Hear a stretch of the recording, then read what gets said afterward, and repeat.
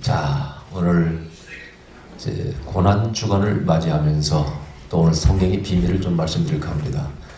자, 여기 예수님이 돌아가셨을 때 빌라도가 고의적으로 일부러 십자가에 패를 달았습니다. 그 패의 내용이 뭐라고요? 나사렛 예수 유대인의 왕이라 이렇게 표를 달았어요.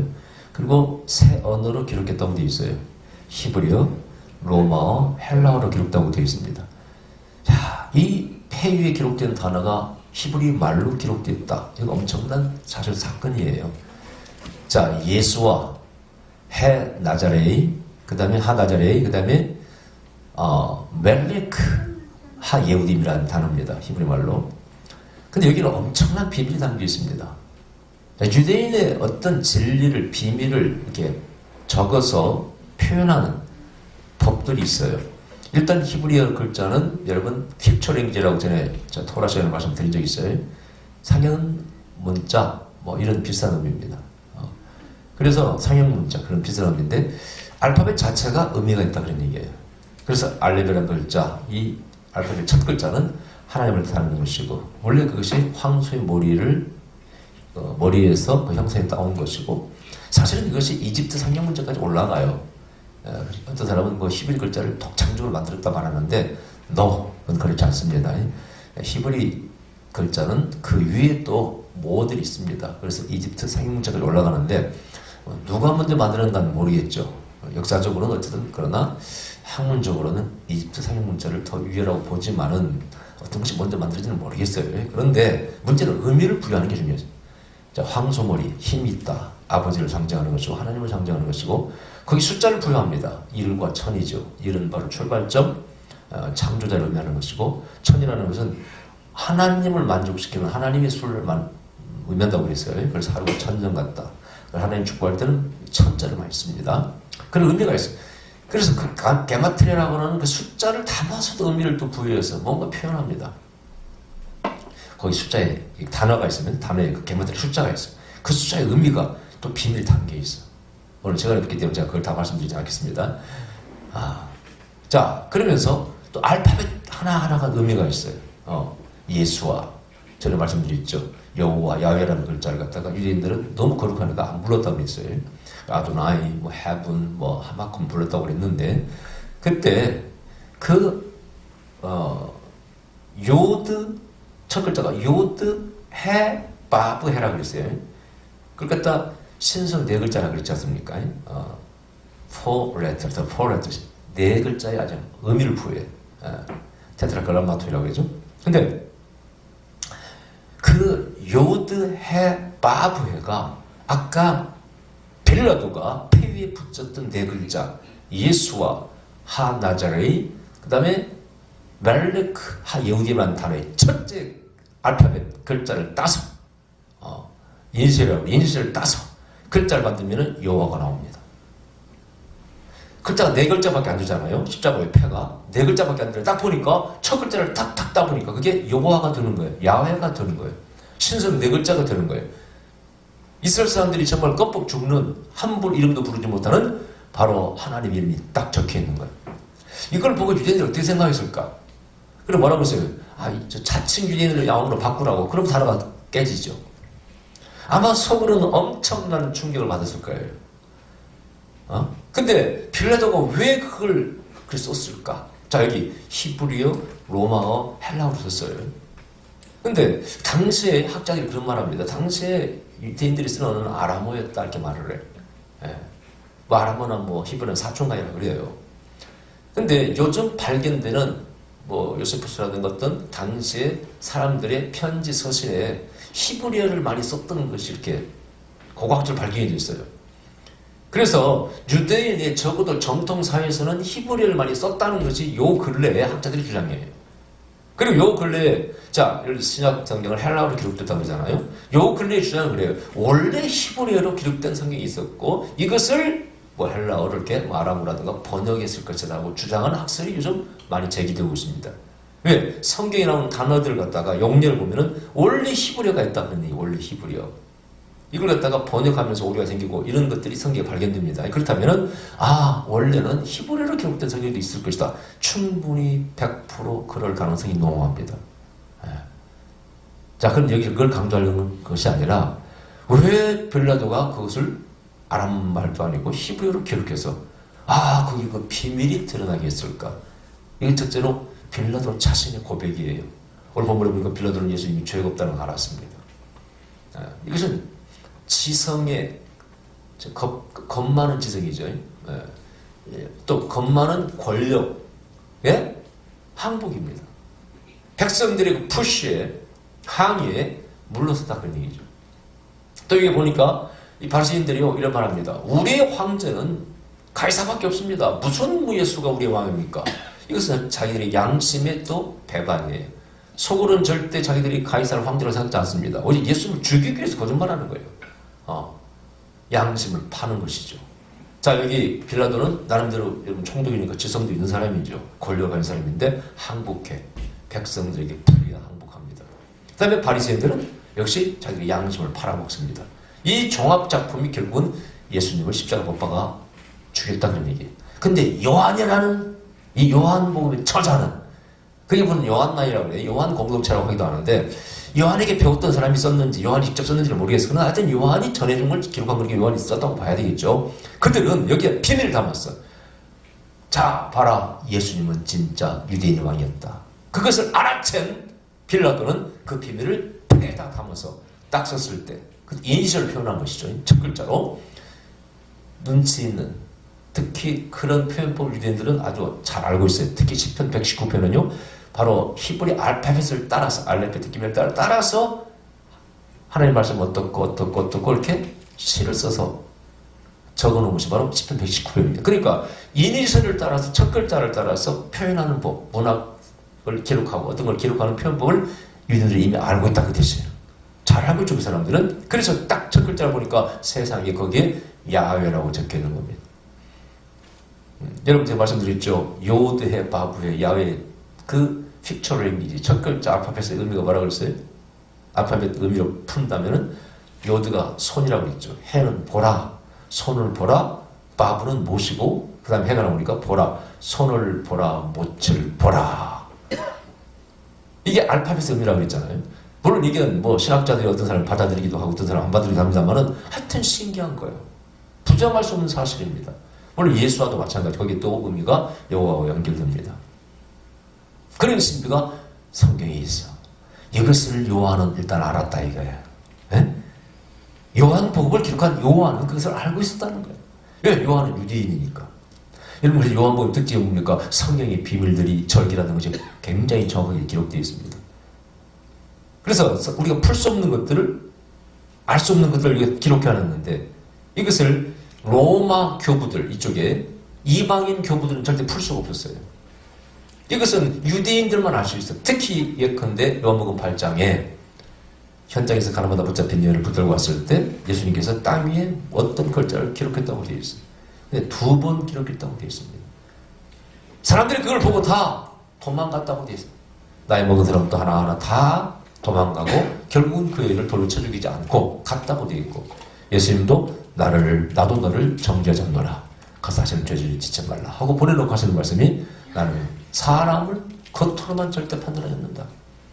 육으로 판단하지 않는다. 이런 표현을 써서 연결돼서 나옵니다. 그래서 많은 사람들은 뭘 적었는가를 몰라요. 여기다가. 뭘 적었을까? 그래서 다 자기 나름대로 해석을 합니다. 한국 유명한 목사님들도 쉽게 넘을 적었을 것이다. 막 주장을 해요. 아무도 몰라. 근데 유대인들은 이걸 딱 보는 순간 우리는 알아요. 그래요. 뭘 적었는가 알아요. 땅에다가 흙에다가 글씨를 쓴다는 것 자체가 이미 구약에 있는 어떤 개념입니다. 그게 바로 예레미야 11장에 나오죠. 그것은 멸망을 당할 자의 이름입니다. 성경은 흙과 반대는 개념이 바위예요. 반석입니다. 반석은 영원한 개념이고요. 반석은 하나님을 의미하죠. 이스라엘 바위가 말씀하신다. 반석이 말씀하셔. 이렇게 표현법이 있어요. 반석은 영원성을 가지고 있다고 그랬죠. 그래서 하나님을 상징하는 것이고 반대로 흙이라는 것은 비가 오면 다 씻겨 나가는 것입니다. 그래서 모래에 집을 준다는 게 바로 그런 뜻이에요. 여기서는 멸망당할 자의 이름입니다. 영원하지 않다 그 뜻이에요. 너희 가운데 죄 없는 자가 먼저 돌을 쳐라. 만약 양심을 네가 속인다면 네 이름을 흙 위에 기록할 것이다. 누가 감히 거기다 돌을 던지겠어요. 그래서 이게 바로 나이 먹은 사람부터 다 빠져나갔다고 돼 있어요. 예, 나이를 먹었으니까 죄를 많이 진 거죠. 또 하나 글자는 뭐였을까? 그게 역시 예레미야 10장에 나옵니다. 너의 심장을 하나님은 감찰하신다. 이런 말씀 거기 있어요. 내가 죄 없어. 내가 먼저 돌로 치겠어. 그 순간 심장을 감찰하시는 하나님이라고 딱 봤을 때 누가 감히 돌로 칠 수가 있어요? 죄인 아닌 사람이 어디 있습니까? 이것을 요한복음은 그 비밀을 담고 있는데 이방 교부들은 그게 뭔지를 몰라요. 무슨 글자를 쓰는 걸 몰라요. 이것은 오직 유대인들만 아는 거예요. 그리고 오늘 본문도 마찬가지예요. 이 여기 예수와 하나자레의 멜레카 예후디 율란 이 단어를 보는 순간 유대인들은 아주 소름이 끼치는 겁니다. 야, 여호와라고 적혀있는데 하나님께서 이 땅에 오신 거야. 요한복음 1장에 뭐라고 되어 있어요? 생명이 빛이 이 땅에 오셨는데 그의 백성들이 거부했다고 되어 있습니다. 정확히 그것이 지금 여기 이루어지고 있는 거예요. 이 요한복음은 얼마나 신비로운 복음입니까? 또 얼마나 비밀을 담았습니까? 아무나 읽을 수가 없어요. 그래서 이걸 독수리 복음이라고 하는 겁니다. 독수리가 뿅 올라가서 하늘에서 높이 바라보니까 더 넓게 보는 것이고 높이 올라가니까 하나님의 비밀까지 닿는다. 그런 뜻이에요. 태양도 바라보셨다. 독수리는요. 그래서 이 독수리 복음이라. 그런 우리가 요한복음의 이해를 가지고 이 말씀을 대해야 돼요. 그러나 오늘 핵심은 뭡니까? 그 왕이 인간이 되어서 이 땅에 오셨는데 자기 백성들이 그 왕을 거절하고 오히려 십자가에 못 박아 죽였다는 겁니다. 그 왕은 이 땅에 오셔서 보세요. 채찍에 맞으시고 살이 찢기심을 당하시고 가슴에 일원을 쓰시고 조롱을 당하시고 오히려 자기 백성들에게 피조물들에게 죽임을 당하셨다는 거예요. 물론 이것은 하나님의 사랑과 희생을 극대화시켜 나타나는 것이죠. 사랑 중에 가장 위대한 사랑이 뭡니까? 무슨 사랑이에요? 자기를 희생하는 것이죠. 특히 원수를 위해서 자기 목숨을 버리면서 죽임을 당하는, 희생을 당하는 이 희생이야말로 가장 위대한 사랑이죠. 옛날에 선교사님들 이야기에 이런 게 있습니다. 어떤 식인종 마을에 어떤 백인 선교사가 가서 복음을 전해요. 어쨌든 친해져가지고 백인 선교사는 안 잡아먹었어요. 그래서 예수님을 전하고 하나님의 사랑을 전해요. 근데 아무리 가르쳐도 사람을 잡아먹는 이 식인 풍습이 안 없어지는 거예요. 그러니까 마지막 이분이 선택합니다. 추장을 불러놓고 찾아가서 말해요. 추장, 보시오. 내일 1시쯤 어떤 사람이 저 앞을 지나가는데 그 사람도 잡아먹으라고. 맛있을 거예요. 근데 진짜 그 다음날 보니까 누가 갓을 딱 쓰고 지나가. 자기 망할 사람이 아니야. 그래서 가서 그 사람을 화살로 쏘아서 죽입니다. 쓰러집니다.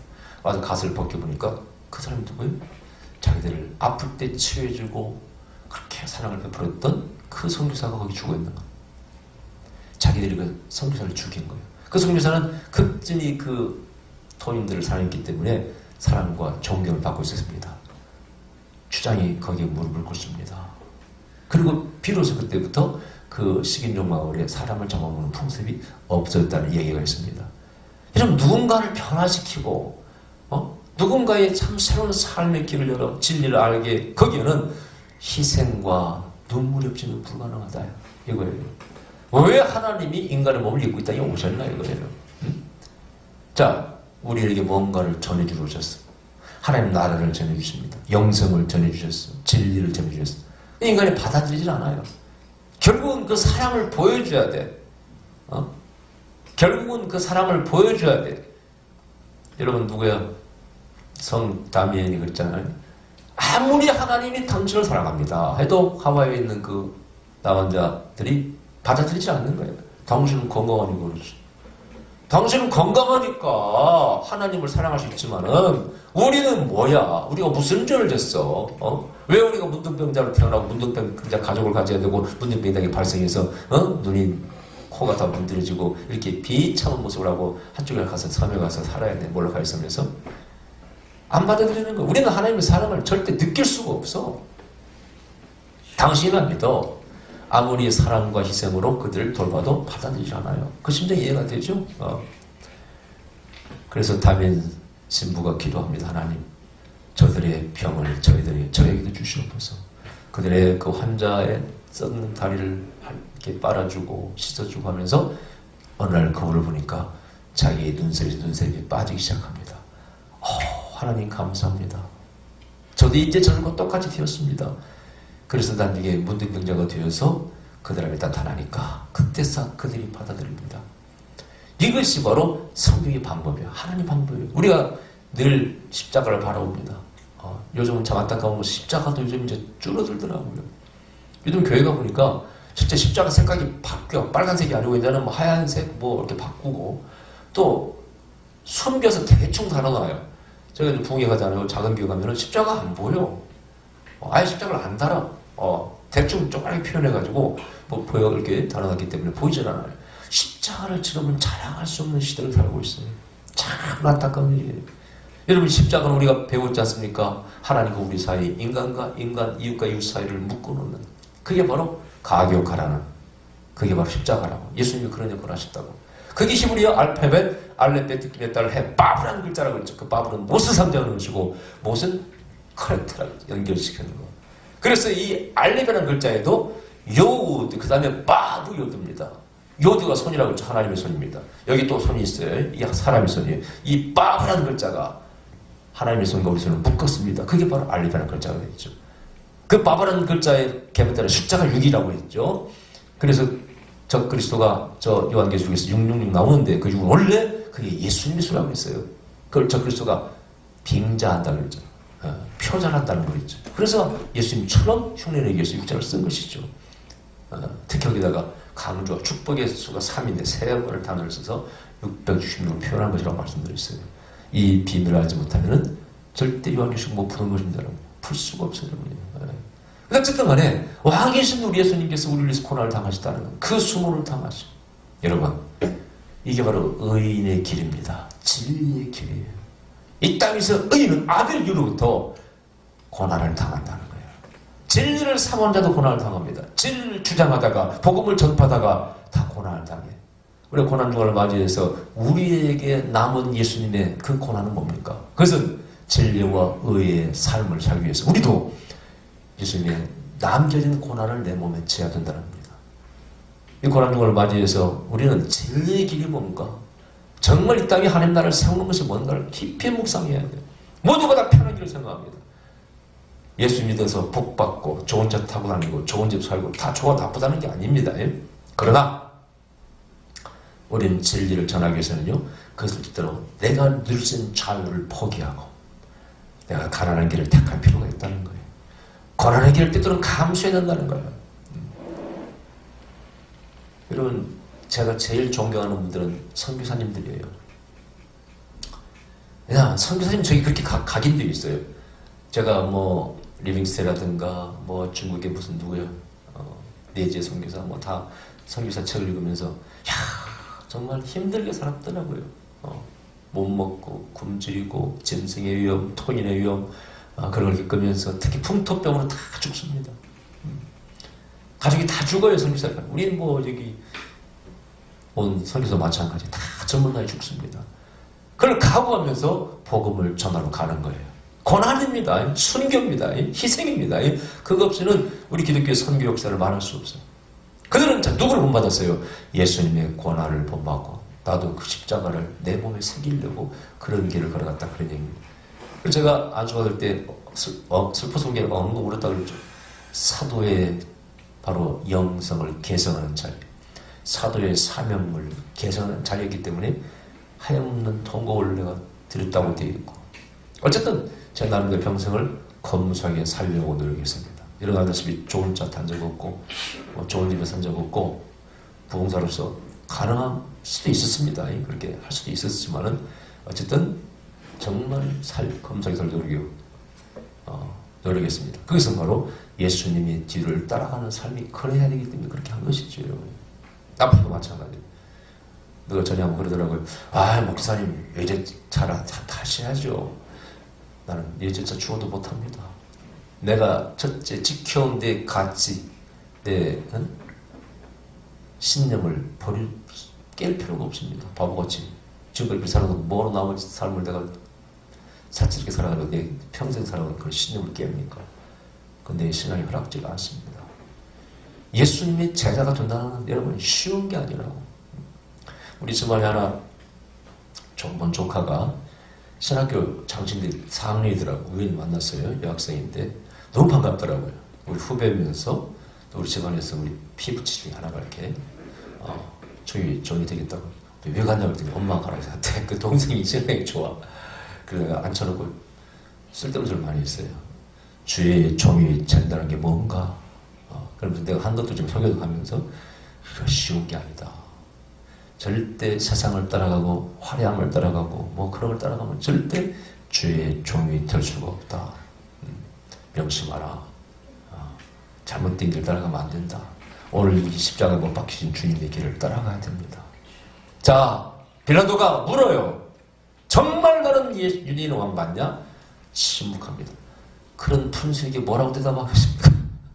그래 맞다 그러겠습니까? 때로는 맞다고 할 수 있겠지만은 대답할 수 없어요. 말없이 때때로는 도청에 끌려가는 소처럼 끌려갈 수밖에 없어요. 예. 우리의 길은 그런 것이죠. 유명한 자가 아닙니다. 무명한 자입니다. 그러나 유명한 자야 실제로는. 그죠? 또 우리는 말이 배운 것도 아니야. 그러나 우리는 십자가의 도가였어. 이 십자가 도는 뭡니까? 멸망당한 자에게 우리에게 구원을 주시는 능력이라. 고린도전서 1장 16일 바울이 깨달은 거예요. 이것은 지성인의 항복이면서 또 하나의 또 한 면의 항복입니다. 그러면서 깨달음이에요. 그다음에 뭐 그 지성인 대표라고 이어령에서도 마찬가지죠. 내 지성이 아무것도 할 수 없었는데 영성이 신앙이 뭔가를 하더라는 것이지. 그래서 그 지성이 항복하는 것이죠. 여러분 오늘 이 패를 명심하셔야 돼요. 이 빌라도는 이것을 알고 아마 의도적으로 했을 가능성이 있어요. 이것을 알아차린 요한은 그대로 기억해놨어요. 그러면서 그 당시에 세계적인 언어는 헬라어였습니다. 관용어는 로마어였어요. 그러나 히브리인들이기 때문에 히브리어로 기록했어요. 그래서 여기다 딱 비밀을 밝혔어요. 예수님은 우리들의 왕이십니다. 할렐루야. 그러나 그분은 그 부귀와 영화, 뭐 부귀라는 표현을 그렇습니다만은 하나님의 영광을 내려놓으시고 인간이 되셔서 이 땅에 오셔서 우리가 똑같이 되어서 오셔서 우리를 섬기다가 우리의 죄를 대신 지고 십자가 돌아갔습니다. 그게 십자가입니다. 할렐루야. 이게 진리 중에 진리라는 거예요. 선 중의 선이요 가장 뛰어난 능력이라는 것입니다. 할렐루야. 그걸 믿는 자는 정말 그리스도이라 말할 수 있어요. 그걸 모르는 자는 절대 교회를 천년만년 다녀도요 진정한 그리스도라고 말할 수 없어요. 여기서 겸손히 나오면 십자가를 지신 주님 앞에서 겸손히 나오는 거예요. 고난도 우리가 당할 때 기쁨으로 당하는 거예요. 주님이 그렇게 당하셨기 때문에. 여기서 모든 순종과 겸손과 희생이 나오는 겁니다. 그게 압축된 게 십자가입니다. 예수님 십자가를 항상 우리는 가슴이 짊어지고 우리의 삶을 살고 사명을 감당하는 삶을 살아가야 되겠습니다. 할렐루야. 기도하십시다. 그러신 우리 아버지